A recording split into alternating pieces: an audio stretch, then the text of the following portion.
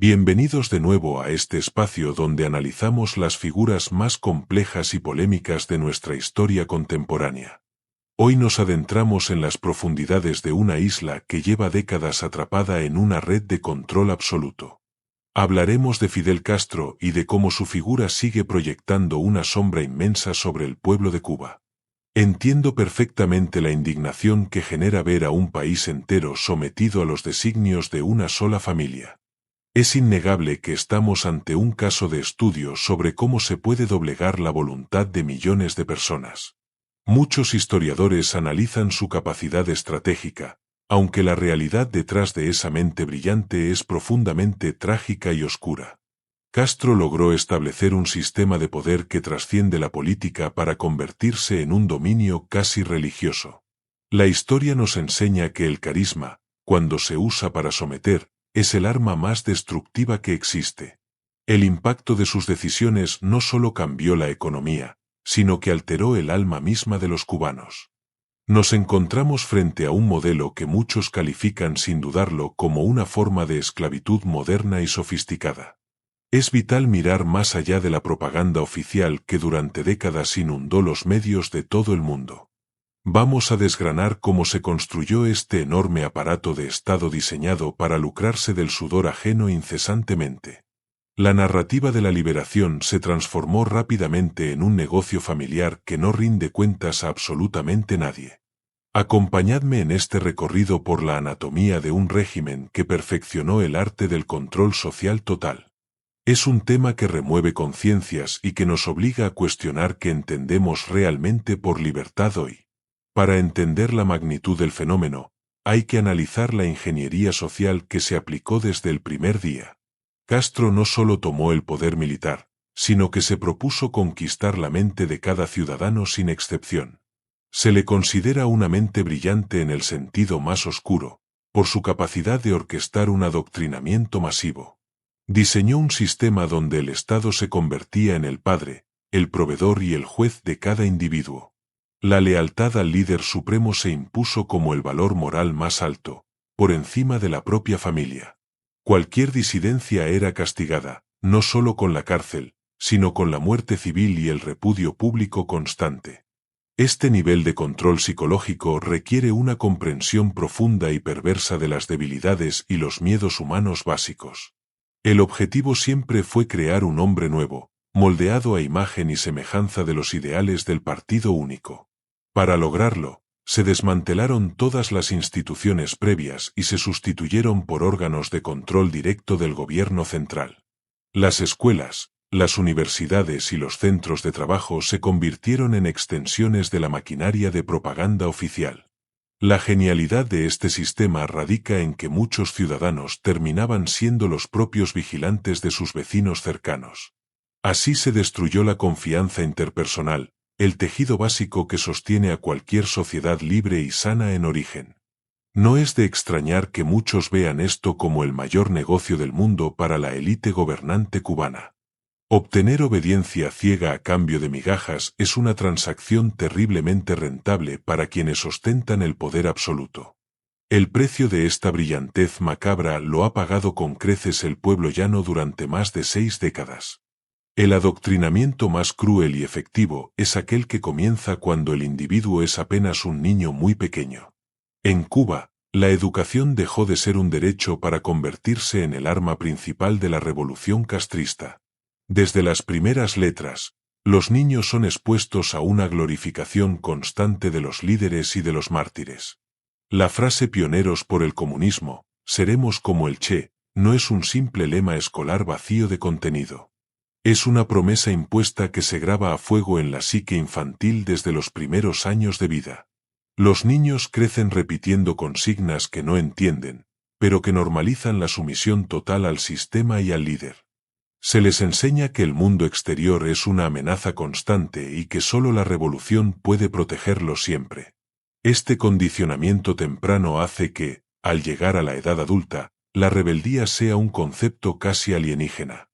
La figura del Che Guevara se comercializa y se impone como el ejemplo máximo de sacrificio y lealtad incondicional. Aún hoy, Estas palabras quedan impregnadas en la mente de generaciones enteras que no han conocido otra realidad diferente.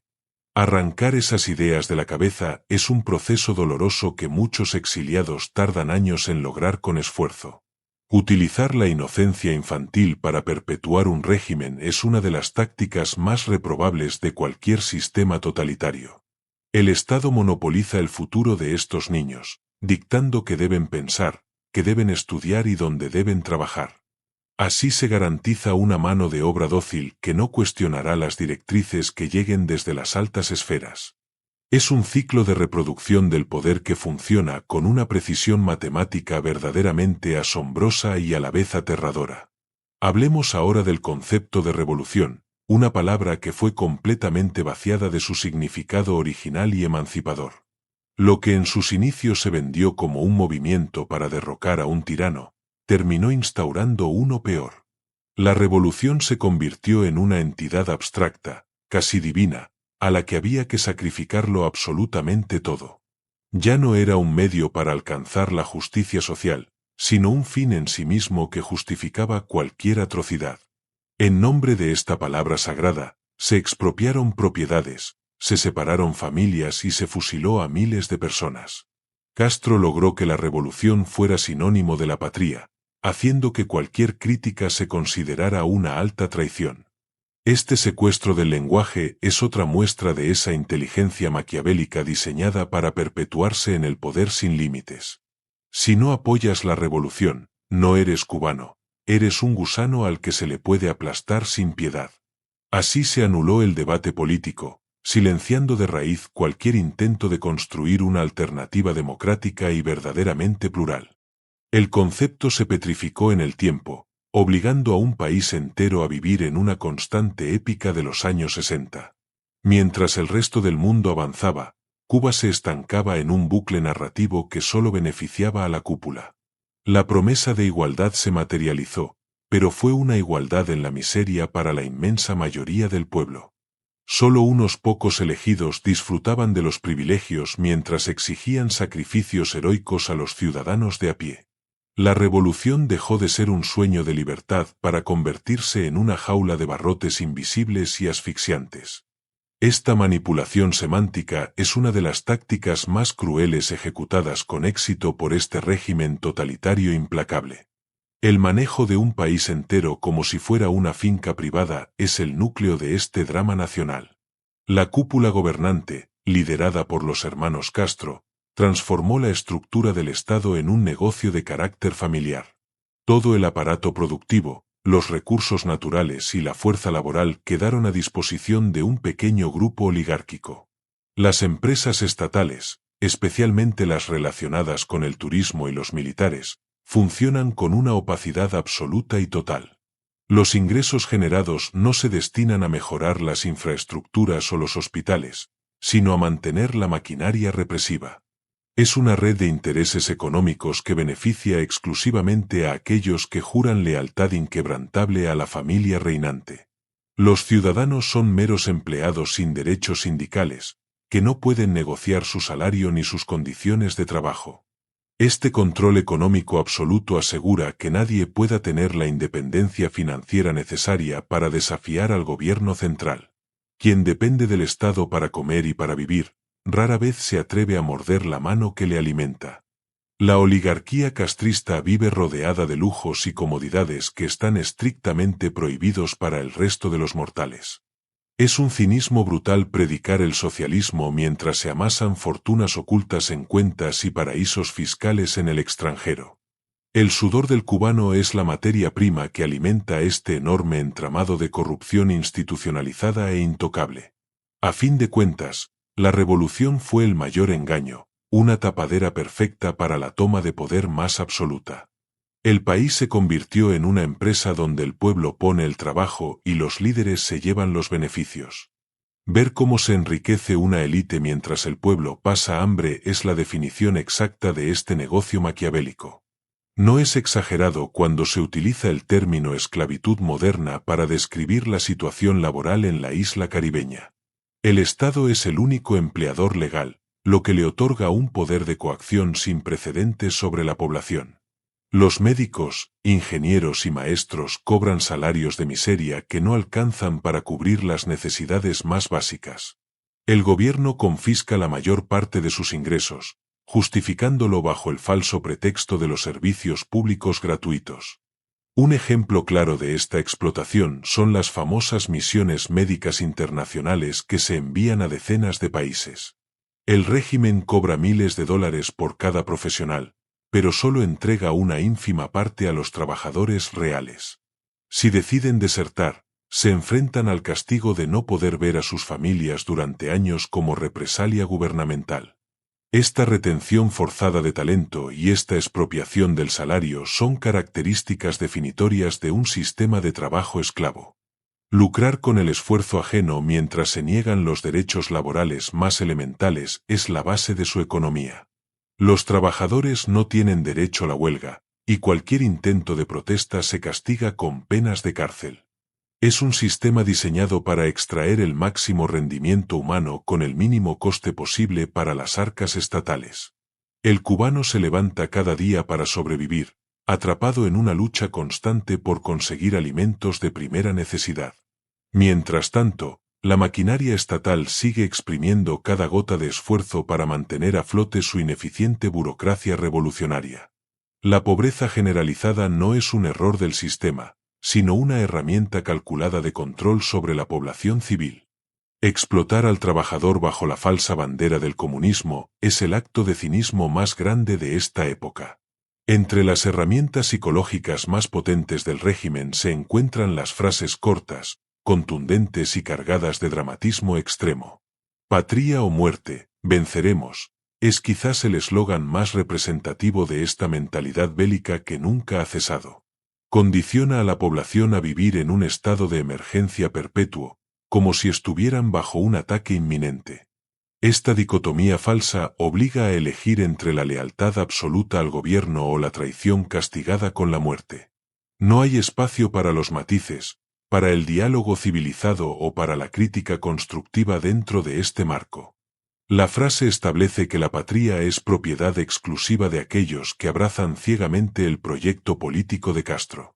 Inculcar esta idea desde la cuna crea una sociedad polarizada, dispuesta a la violencia contra el que piensa diferente. Es un grito de guerra que se utiliza para cerrar discursos, asambleas escolares y cualquier acto público de relevancia. Obligar a los ciudadanos a repetir esto constantemente es una técnica clásica de lavado de cerebro a escala nacional. El miedo a ser señalado como un enemigo de la patria es suficiente para mantener a raya a millones. La genialidad perversa reside en haber convencido a muchos de que su sufrimiento es un acto heroico y patriótico. Pero la realidad es que la muerte ha sido la única compañera constante de este proyecto desde sus inicios. Venceremos es una promesa vacía que nunca se cumple, porque la verdadera victoria sería alcanzar la libertad y la paz. Estas palabras, repetidas hasta la saciedad, se convierten en cadenas invisibles que atan el pensamiento de todo un pueblo.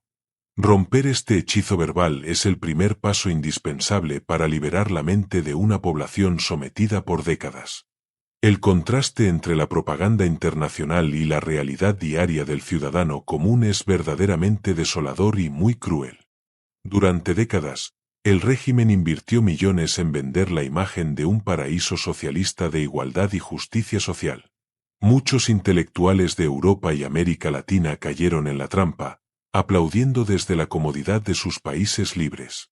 Se alababa el sistema de salud y de educación, mientras se ignoraban sistemáticamente las constantes violaciones de derechos humanos. Para el cubano de a pie, la vida es una carrera de obstáculos marcada por la escasez y el racionamiento. Hacer colas durante horas bajo el sol para conseguir un poco de pollo o arroz es la humillante rutina.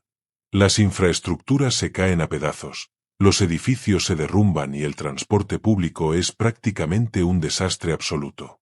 Todo esto ocurre mientras la televisión estatal emite reportajes triunfalistas sobre el sobrecumplimiento de las cuotas de producción agraria. Esta disonancia cognitiva lleva a la población a una profunda apatía y desesperanza frente a un futuro que no cambia.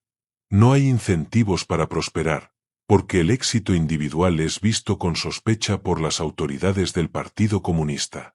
El bloqueo estadounidense, aunque real, ha sido la excusa perfecta para justificar todas las ineficiencias del modelo económico planificado. El verdadero bloqueo es interno, impuesto por un Estado que prohíbe la libre empresa y asfixia la iniciativa privada. Mantener a la población ocupada en la pura supervivencia impide que tengan tiempo y energía para organizar un levantamiento. Es una estrategia de desgaste que ha funcionado maravillosamente bien para los intereses de la familia que ostenta el poder. Transformar una isla próspera en un campamento de supervivencia es el triste legado económico de este experimento macabro. La proyección internacional de Fidel Castro es otro elemento fundamental para entender la supervivencia de este sistema tan prolongado. Supo posicionarse magistralmente en el tablero de la Guerra Fría, convirtiendo a su pequeña isla en un actor global. Explotó el sentimiento antiestadounidense que existía en gran parte del mundo para erigirse como un símbolo de resistencia heroica. Logró que la Unión Soviética financiara su experimento social a cambio de tener una base militar cerca de Florida. Cuando el bloque comunista colapsó, muchos pensaron que el régimen cubano caería, pero Castro demostró su asombrosa capacidad camaleónica. Buscó nuevos aliados en la región, encontrando en Venezuela un salvavidas económico que le permitió mantener el control interno. Exportó su modelo de adoctrinamiento y sus técnicas de represión a otros países, expandiendo su influencia por el continente. Es indudable que poseía un carisma magnético que lograba fascinar a periodistas, políticos y artistas de talla internacional siempre. Sabía decir exactamente lo que cada audiencia quería escuchar, ocultando la represión bajo un discurso de aparente solidaridad mundial. Esta red de apoyos internacionales le otorgó una legitimidad inmerecida que dificultó enormemente la condena firme de sus abusos constantes. El régimen sigue utilizando hoy en día la diplomacia médica como una herramienta para ganar votos en foros internacionales. Vender la imagen de un David caribeño enfrentado al Goliat imperialista ha sido la jugada maestra de sus relaciones exteriores. Así logró aislar a la disidencia interna, presentándolos ante el mundo como meros mercenarios pagados por potencias extranjeras hostiles. Es un ejemplo de libro de cómo la manipulación de la narrativa global puede sostener a una tiranía interna. La historia internacional ha sido demasiado indulgente con un hombre que gobernó pisoteando los derechos humanos más elementales. El coste psicológico que todo este entramado tiene sobre la población adulta es incalculable y profundamente doloroso de observar. Generaciones enteras han nacido, crecido y envejecido sin conocer una sola elección libre ni un sistema de prensa independiente. La doble moral se convierte en un mecanismo de defensa esencial para poder navegar por las aguas del régimen cubano. En público, el ciudadano aplaude y repite las consignas revolucionarias para evitar problemas en el trabajo o con sus vecinos. En privado, en el refugio del hogar, se critica al sistema en susurros por miedo a ser escuchado furtivamente. Esta esquizofrenia social destruye la integridad del individuo, forzándolo a vivir en una mentira constante y absolutamente agotadora. El miedo a los delatores, a los famosos comités de defensa de la revolución, paraliza cualquier intento de organización social. Las personas se acostumbran a callar, a bajar la mirada y a aceptar su destino con una resignación muy amarga. La represión no siempre es física, muchas veces es una presión psicológica asfixiante que te quita las ganas de luchar. El adoctrinamiento constante en los medios de comunicación satura la mente, creando una sensación de que no hay salida. Quien se atreve a levantar la voz sufre actos de repudio organizados por el Estado para humillarlo públicamente y aislarlo. El objetivo es quebrar la voluntad del disidente, demostrándole que el peso de toda la sociedad caerá sobre sus hombros. Esta ingeniería del miedo es la obra cumbre de un sistema diseñado para mantener a un país en estado de shock. Las cicatrices emocionales que dejará este largo periodo de oscurantismo tardarán muchas décadas en sanar por completo finalmente. Romper las cadenas mentales impuestas por el miedo requerirá un enorme esfuerzo colectivo de toda la sociedad cubana. No podemos entender la tragedia de Cuba sin hablar de la inmensa herida abierta que representa el constante exilio. Millones de cubanos han tenido que abandonar su tierra natal huyendo de la represión política y la miseria extrema. La huida nunca ha sido fácil, dejando atrás un reguero de vidas perdidas en las peligrosas aguas del Mar Caribe. El estrecho de la Florida se ha convertido en un inmenso cementerio de sueños truncados por culpa del adoctrinamiento feroz. El régimen utilizó el exilio como una válvula de escape para deshacerse de los ciudadanos más críticos y problemáticos. A quienes se iban, se les despojaba de todas sus propiedades y se les llamaba traidores a la patria eternamente. El gobierno prohibió durante décadas que los exiliados regresaran a visitar a sus familiares, creando un doloroso muro de agua.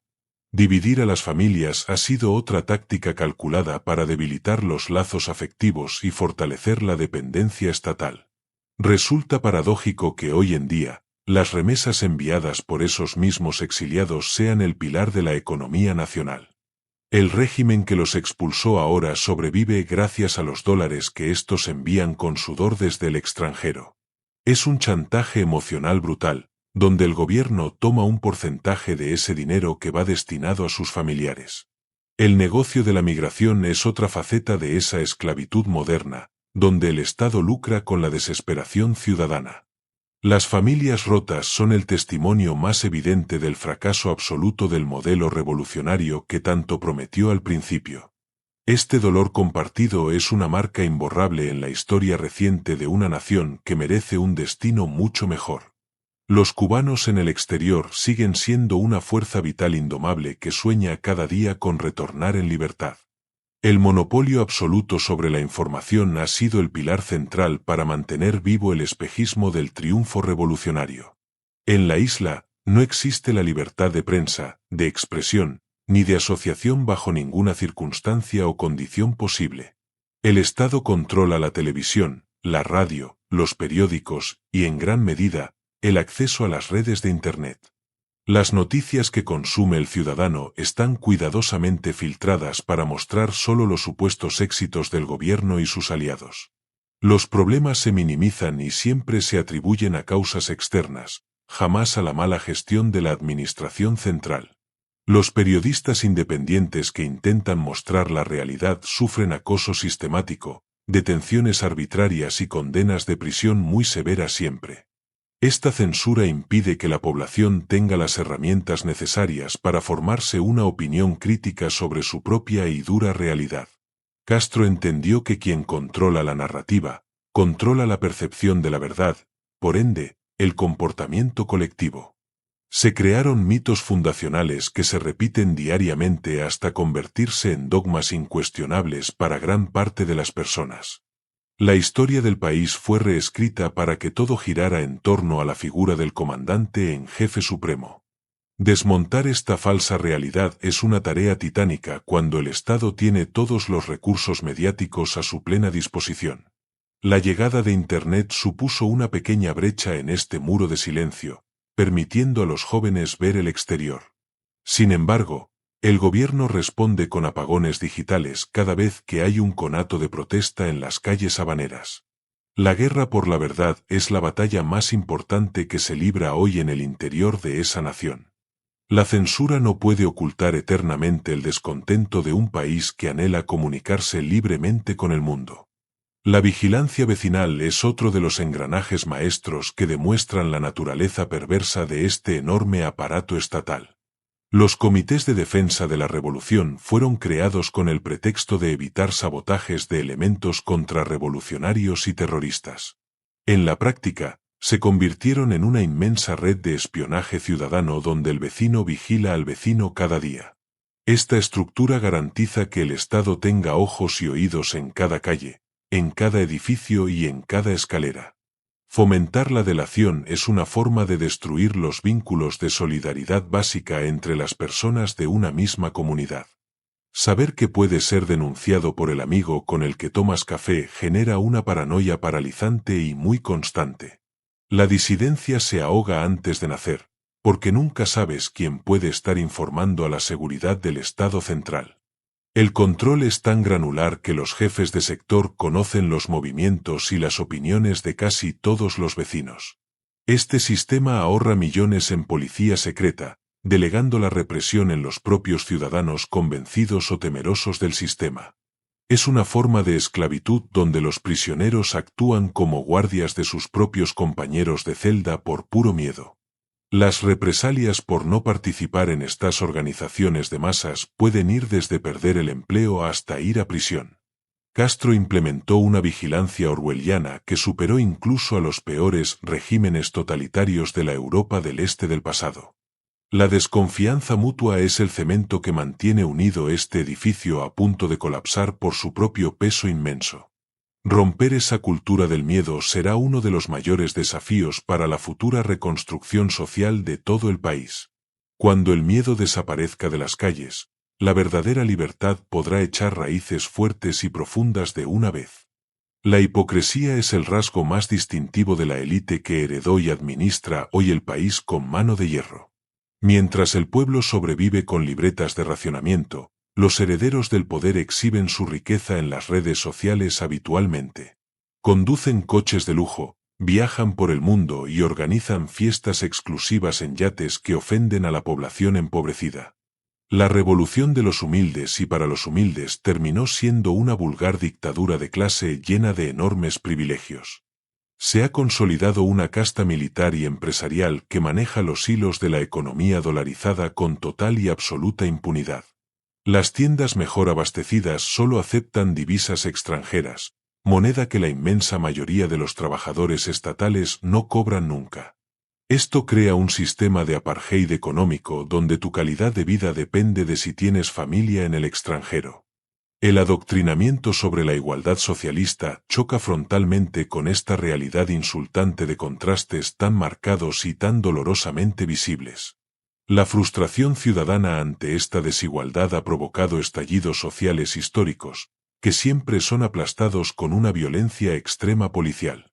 Los juicios sumarios y las condenas ejemplarizantes buscan mandar un mensaje claro de que la élite no cederá ni un milímetro. Han convertido la represión en el único lenguaje que conocen para responder a las justas demandas de un pueblo agotado. El mayor negocio del mundo para ellos es mantener el status quo a cualquier precio, importando muy poco el sufrimiento. La mentira revolucionaria se ha desmoronado, dejando a la vista el esqueleto de una oligarquía cruel, avariciosa y muy despiadada. El nepotismo es la regla de oro que garantiza la supervivencia económica de esta pequeña pero poderosa casta gobernante. No hay justificación moral posible para el enriquecimiento ilícito de unos pocos a costa del dolor de todo un país. Tras la muerte de Fidel Castro, muchos albergaron la esperanza de que el régimen iniciara una transición hacia la democracia. Sin embargo, el entramado institucional estaba diseñado para sobrevivir a su creador y mantener a su familia y acólitos protegidos. La sucesión de poder fue un mero trámite teatral para asegurar la continuidad del control militar sobre la economía nacional.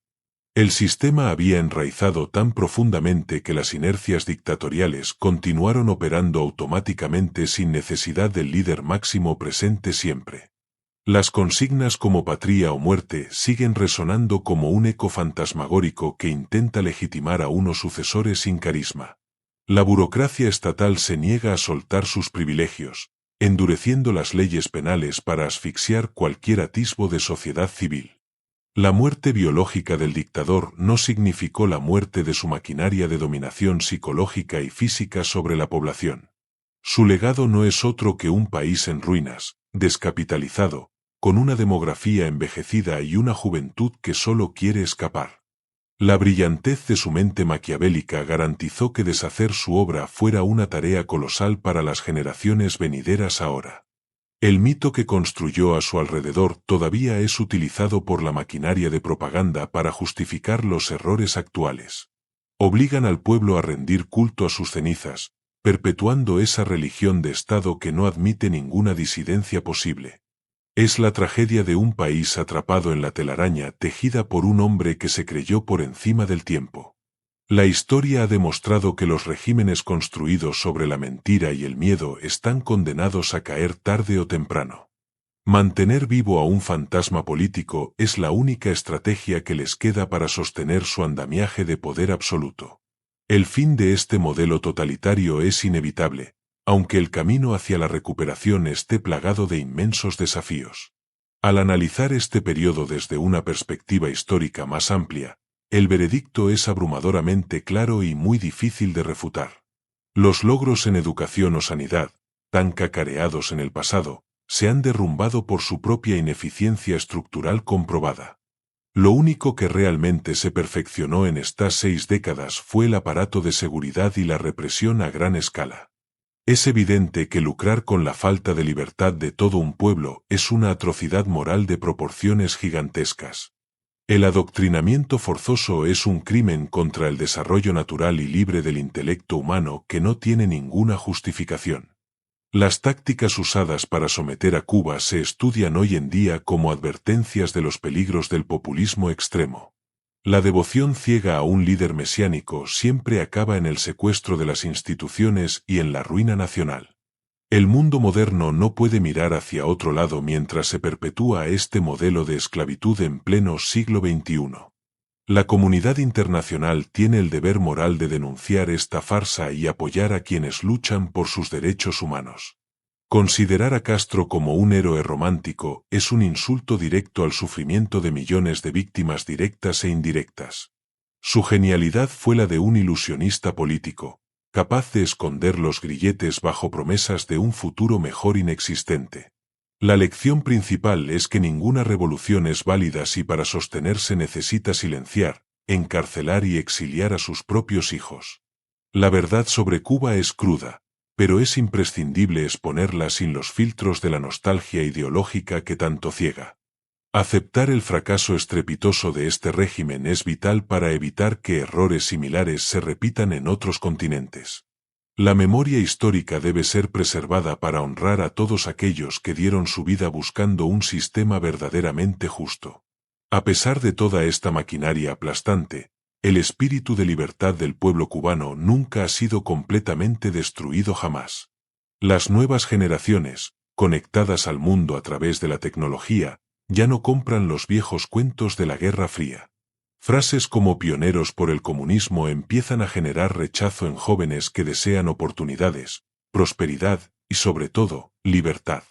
La rebeldía se expresa hoy a través del arte, de la música y del activismo digital, burlando la férrea censura estatal.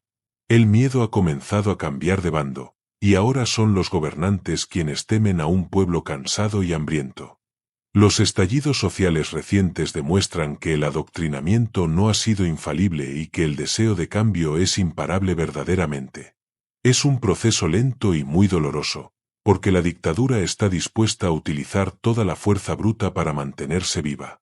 Sin embargo, la historia nos enseña que ningún imperio basado en el terror y la mentira dura para siempre en pie.